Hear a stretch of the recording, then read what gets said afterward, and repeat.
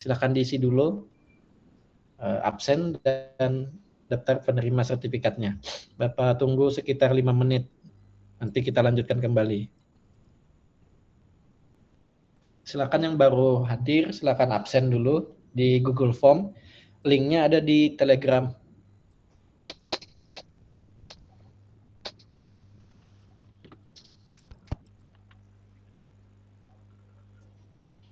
Pak, izin bertanya, Pak. Ya, silakan. Yang di daftar penerimaan sertifikat itu untuk link GitHub-nya itu yang mana, Pak? Yang paling atas, yang URL yang di browser itu loh. Kan ada kita ngetik biasanya. Oh, yang punya akun nggak, Pak? Iya, bisa. Pokoknya yang paling atas lah. Iya, Pak. Iya, Pak.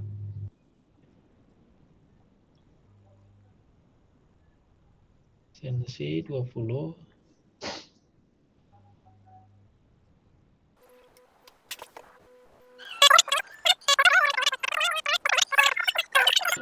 Enggak. Siap, Pak. Ya.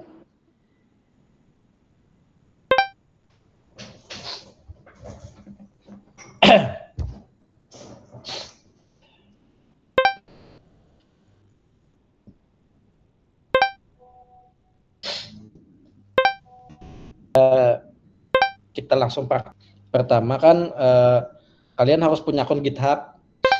Nah, kemarin kan sudah dikirimkan materi bagaimana cara untuk membuat akun GitHub. Nah, kemudian kelihatan nggak sharing saya? Kelihatan, Pak. Oke. Nah, jadi di GitHub kan daftar kan login seperti ini. Ini saya perbesar dulu. Nah, di sini ada tombol new, nih yang hijau di sini. Nah, misalnya kita buat repository baru di GitHub. Nah, nama project kita kan inventaris ya, kemarin ya. Misalnya kita kasih nama inventaris kelas 4 ya. 4 apa tadi namanya ya? 4A. Misal ya, nih misal saja. Inventaris 4A. Nah, kemudian deskripsi bisa diisi, bisa tidak. Nah, nih, ini kalau publik artinya bisa diakses oleh orang lain.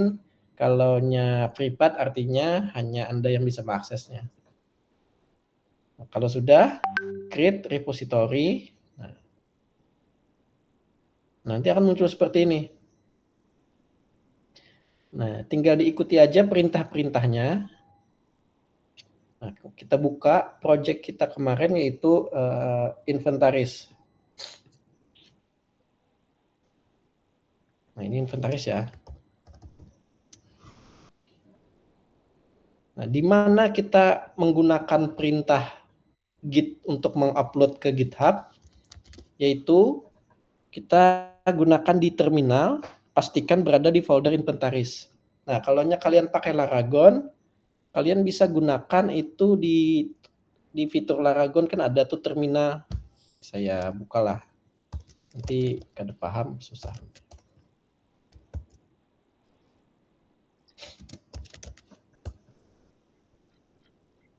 Nah, kalau saya menggunakan terminal di VS Code lah. Kalau kalian bisa gunakan terminal milik Laragon, tapi pastikan kalian berada di folder project inventaris.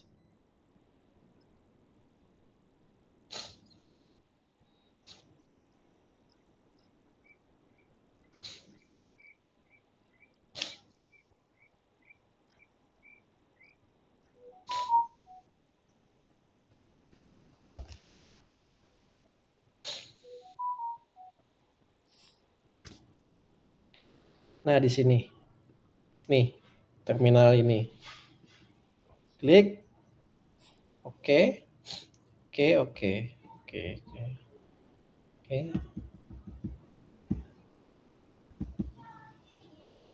Nah, ini kan kalian lokasinya akan berada di www. Pastikan kalian berada di folder project dulu. CD inventaris. Nah, seperti ini. Jadi kalian ngetiknya di sini. Ikuti aja perintah-perintah yang ada di sini. Nah, kecuali yang ini ya, git add bukan readme, tapi kita masukkan semua file kita. Caranya git add spasi titik. Oke, saya praktikkan, jadi harap diperhatikan.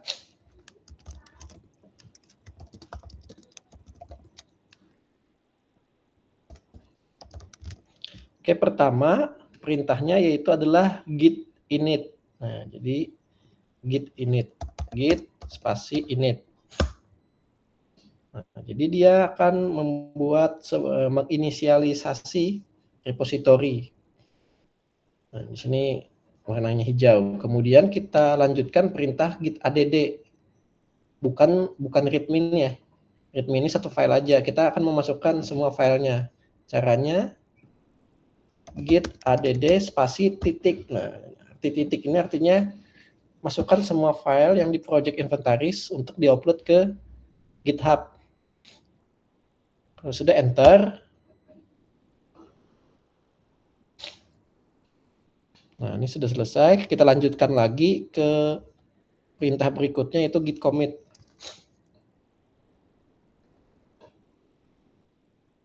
Paste. Oke, sudah, lanjutkan lagi git branch. Enter, lanjutkan lagi git remote.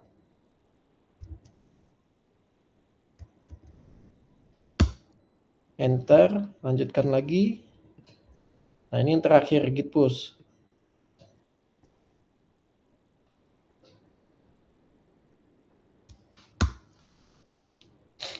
Nah, ini artinya sedang mau upload writing object ya. Sedang mau upload ke GitHub, tunggu sampai selesai. Selesainya yaitu tandanya kembali ke folder inventaris.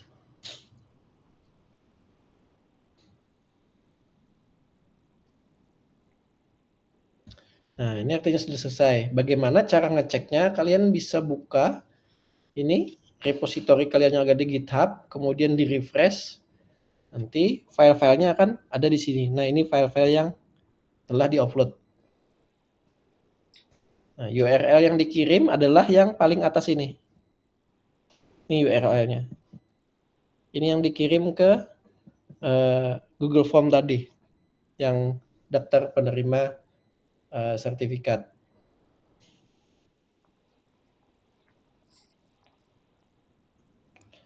Cara-cara upload ke GitHub banyak di YouTube ya.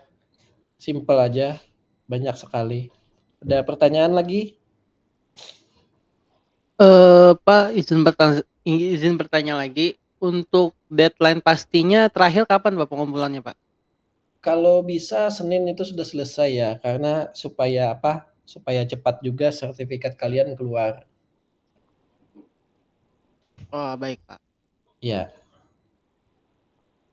Nah, kemudian janji saya hari ini, yang minggu kemarin ya, saya akan memberikan source code gratis terkait aplikasi. Nah, di sini saya punya 2 aplikasi ya. Satu, aplikasi sistem penilaian kinerja, Employee Performance Appraisal System, menggunakan, ada metodenya ya, TOPSIS. Nah, URL-nya kan saya kasih di Telegram ya, bonus aplikasi.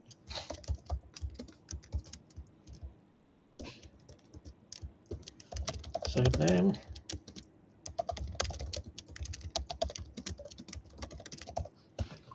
Nah, jadi ini yang pertama akan saya jelaskan dulu. Nah, di sini aplikasi ini adalah sebuah aplikasi sistem penilaian kinerja atau SPK ya. Nah, ada metodenya menggunakan metode TOPSIS. Ya, ada username dan passwordnya sudah saya kirim. URL juga saya kirim. Source code-nya akan sedang saya upload ya ke Google Drive. Nanti saya kirim juga di Telegram.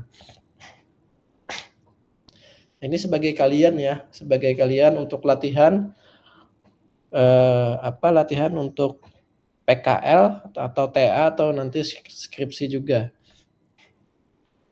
Nah, menunya sederhana.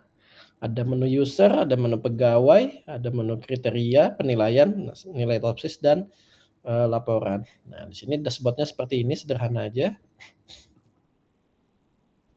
Kemudian user ini juga satu user aja, itu untuk user admin, tidak ada role. Nah, pegawai kita bisa memasukkan data pegawai di sini. Ini tambah pegawai, ada edit dan hapusnya.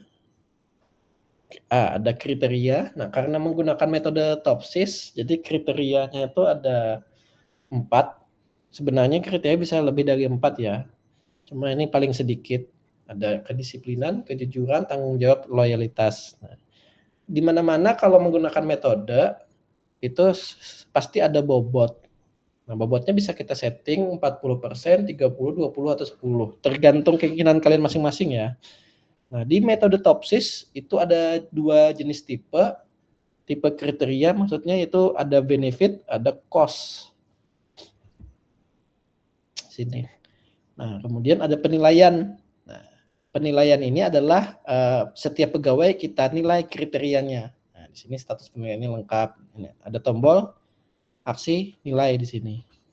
Nah, nilainya kita bisa atur dari 0 sampai 100. Nah, jadi setiap pegawai ada penilaian kriteria, 4 kriteria ini masing-masing bisa kita nilai. Nah, untuk nilai Topsys saya juga ya. Saya detailkan. Nah, di sini perhitungan metode Topsys, analisis penilaian kinerja pegawai. Nah, yang pertama metode Topsys matrik keputusan atau decision matrix. Jadi matrik keputusan berisi nilai penilaian setiap pegawai untuk setiap kriteria. Nah, yang ini yang kita input nilai tadi, yaitu Ahmad Fauji misalnya kedisiplinan berapa nilainya, kejujuran berapa, tanggung jawab berapa, loyalitas berapa. Ini adalah data awal untuk bisa menghitung nilai SPK menggunakan metode Topsys. Nah, setelah decision metric maka dinormalisasi. Langkah kedua yaitu adalah metrik normalisasi. Nah, rumusnya, bisa kalian lihat di sini, akar kuadrat dari jumlah kuadrat kolom. Nah, ini rumusnya. Nah, ada kedisiplinannya sekian. Kalau kalian mau lihat rumus secara codingnya, kalian bisa buka itu di, nah ya, apa saya? Topsys, oh ya, di Topsys controller di sini kalian bisa buka bagian calculation ya, Topsys calculation di sini. Ini codingnya ya, coding semua daripada. Nah, di sini ada normalis metrik. Jadi kalian bisa pelajari sendiri. Nah, langkah ketiga yaitu ada metrik normalisasi terbobot. Jadi rumusnya ada lagi seperti ini. Nah, kalau kalian tidak mengerti apa itu metode Topsys, kalian bisa tanya ChatGPT atau Gemini. Bisa kalian tanya ya. Prompt-nya itu minta saja jelaskan rumus metode Topsys seperti itu. Jadi nanti dijawab AI secara detail. Saya juga minta juga ya dari AI ya untuk rumusnya. Kemudian langkah keempat yaitu ada solusi ideal dari metode Topsys, itu ada solusi ideal positif dan juga ada solusi ideal negatif. Nah, kemudian langkah kelima itu menghitung jarak setiap pegawai ke solusi idealnya. Nah, jadi setiap pegawai itu dihitung jarak ke A plus sama A minus atau A positif dan ke A negatif. Kemudian nilai preferensi. Nah, di sini rumusnya sudah dijelaskan juga. Di sini ada rumusnya. Nah, ada V, ada persentase. Kemudian tentu saja ranking akhir atau final ranking. Nah, ranking diurutkan berdasarkan nilai preferensi yang tertinggi. Kemudian di sini ada laporan. Nah, di sini laporannya juga saya menggunakan PDF ya, sama seperti materi yang saya kirim. Bedanya adalah di sini saya ada tambahkan logo. Jadi kan di materi itu kan nggak ada logo. Kemudian mengatur di sini besar headingnya, ada heading 2, ada heading 1. Kemudian mengatur tabelnya di sini mewarnai tabel. Nah, seperti ini. Kalian bisa lihat di codingannya nanti. Jadi kalian bisa pelajari. Kemudian ada pengesahan seperti ini. Nah, setiap laporan kan biasanya ada pengesahan. Kalaunya di materi kan yang saya kirim cuma seperti ini aja ya. Nah, ini kan sekedar asal bisa aja, kurang lengkap gitu. Nah, di sini di aplikasi ini lumayan lengkap ya kan. Ada apa namanya nih? Ada apa? Headernya ada. Kemudian judulnya ada di sini kan. Kemudian tabelnya ada. Kemudian ada pengesahannya di sini. Nah,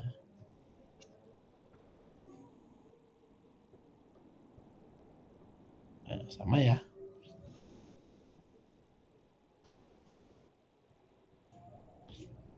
Oke. Ada ditanyakan lagi? Ada yang gagal minggu kemarin? Kalau ada yang Izin gagal, bertanya, Pak. ya silakan. Itu Pak kalau sudah selesai dimasukin ke GitHub, lalu nge-edit sintaks baru itu langsung masuk Pak atau ada di lagi? Apanya?